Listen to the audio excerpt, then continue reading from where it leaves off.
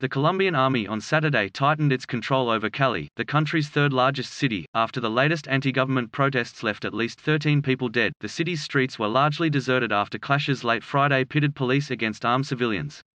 The country is in the second month of protests against the government of President Ivan Duque. In Cali, a city of 2.2 million, the smoking remains of barricades and rubble heaps testified to the chaotic night.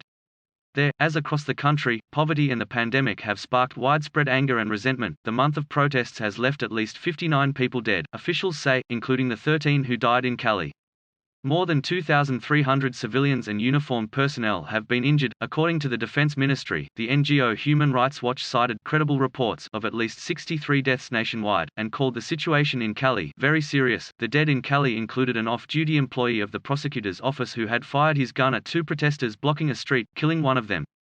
Video on social media shows a crowd then pouncing on the shooter and lynching him. Duque, who has been in Cali since Friday, said he was deploying military troops to support the police there and elsewhere as rallies have morphed into a broad anti-establishment mobilization. The president ordered 7,000 troops to help clear and patrol blockaded roads in 10 departments, while a total of 1,141 soldiers were deployed in Cali. At one point Saturday, Duque was booed by a crowd as he appeared in public in Cali before traveling to the town of Popayán. "He is a disgrace," one youth shouted while crying in a video circulating on social media. One witness, who asked not to be named for fear of reprisal, told AFP that a group of protesters in Cali were celebrating the one-month anniversary of the anti-government rallies when shots rang out. "They started massacring people," the 22-year-old said.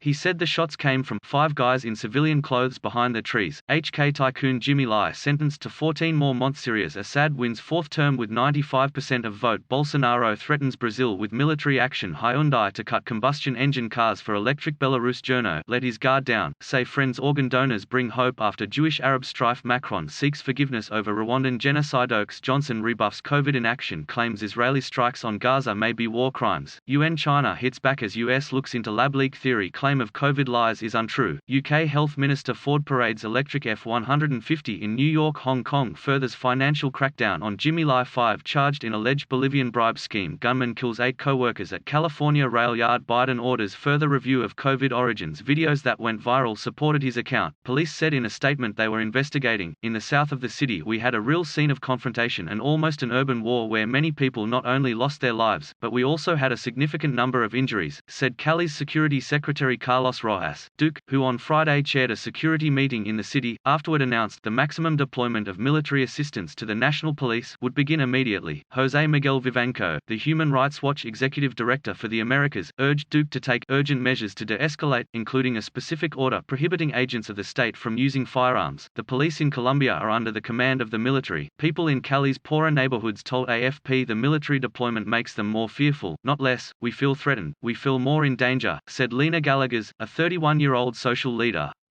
"If something happens we cannot call the police because they are the ones who are killing." Luis Felipe Vega, a political scientist at Javeriana University, likened the deployment to putting out a fire with gasoline. Government mediation attempts have been largely futile, unable to contain the fury of increasingly politicized youth battered by the pandemic and angered about the country's deep inequalities.